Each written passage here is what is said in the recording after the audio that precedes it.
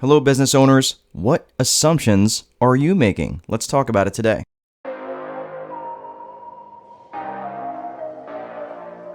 Hello, everyone. Welcome back.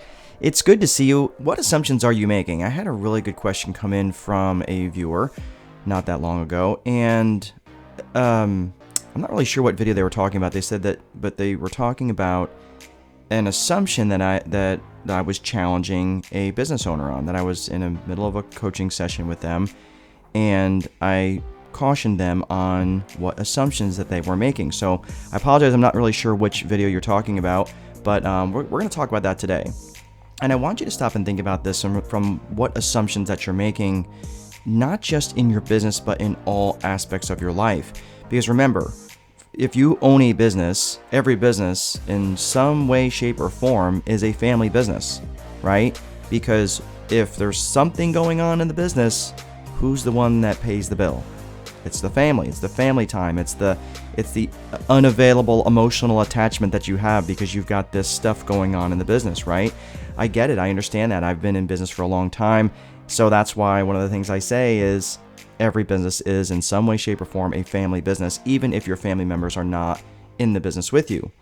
Because let's face it, they are. They're along the ride with you in a lot of ways. So I want you to stop and think about this in terms of what assumptions that you're making. Now I'm going to change some names here and some businesses because obviously my client's business should not be put out there for the public. But when I got in this conversation about there was one business owner who they're having some struggles in their marriage, and they've got a very successful business, and it's a contracting type business, and they're struggling, right? They're struggling in their marriage.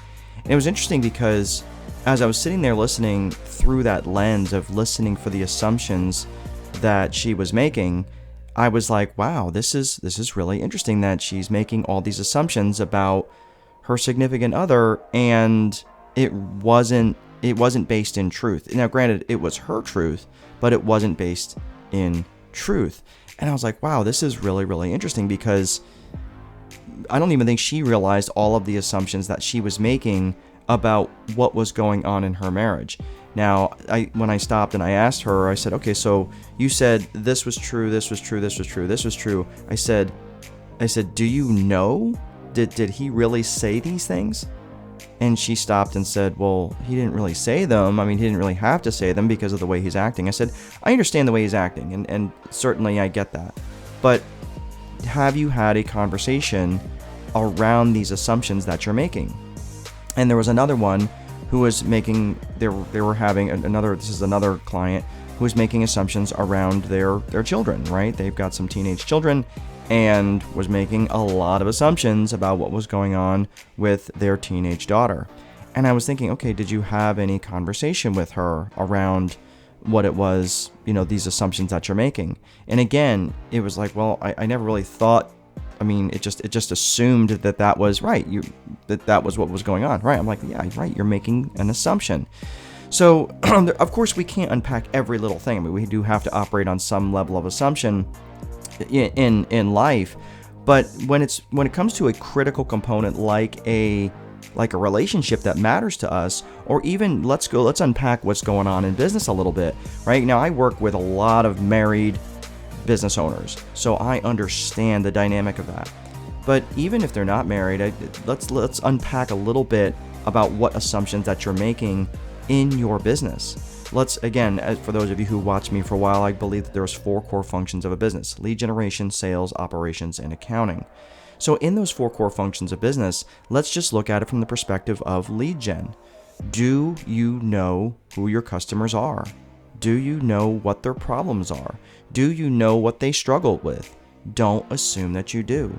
And this is why it's important to ask, maybe if you've got a current set of customers that are really good, the customers that are really easy to work with, the customers you really enjoy working with, they make you the most amount of money, the least amount of headaches.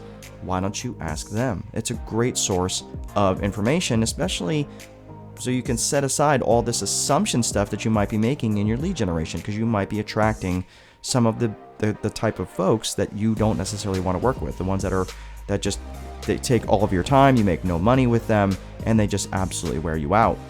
let's look at this from the operational function.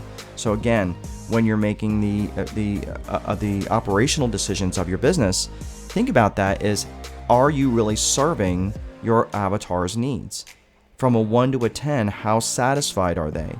From a 1 to a 10, how well do you serve their needs? Or from a 1 to a 10, are they satisfied? Have you asked them? Are you challenging those assumptions that, well, it's like, well, they keep coming back.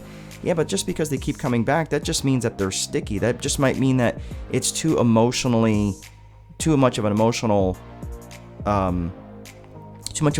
investment to have to get rid of you and go find someone else. And no offense, man, like that's not the type of customer that I want to hang around. I want a customer that really enjoys what it is that I do, that I'm solving all of their problems that they need for the service that I provide. And only those services that I provide. If people were to come to me for marriage counseling, I would have to press the, pump the brakes and go, I certainly talk about having a healthy marriage, but I'm not a marriage counselor. I certainly talk about having a better relationship with your kids, but I'm not a therapist.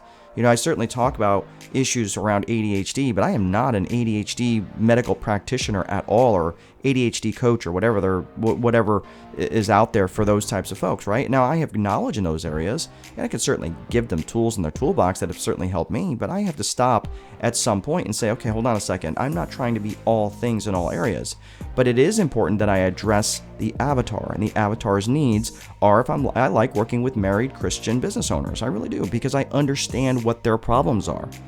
So when and going one step further is not just Christian married business owners, but married Christian business owners who have children, and particularly who have children living at home.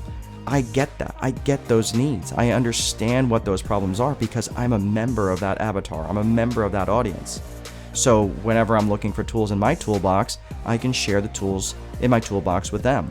So that's why I always go back to being avatar based. So when you're looking at this from your business perspective, you can stop and say, okay, well, what assumptions am I making about my avatar? Are they based in reality, or are these just the limiting beliefs and other notions that I'm bringing into the equation that may or may not be true?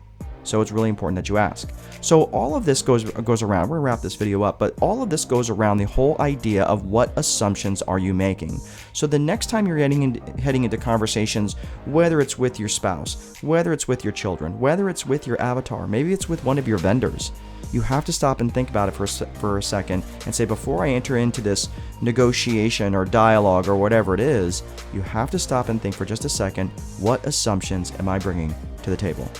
I hope you found this helpful. There's a lot more content on my website if you'd like to go to markdolfini.com. Otherwise, I will see you again next time. Have a great day. We'll see you.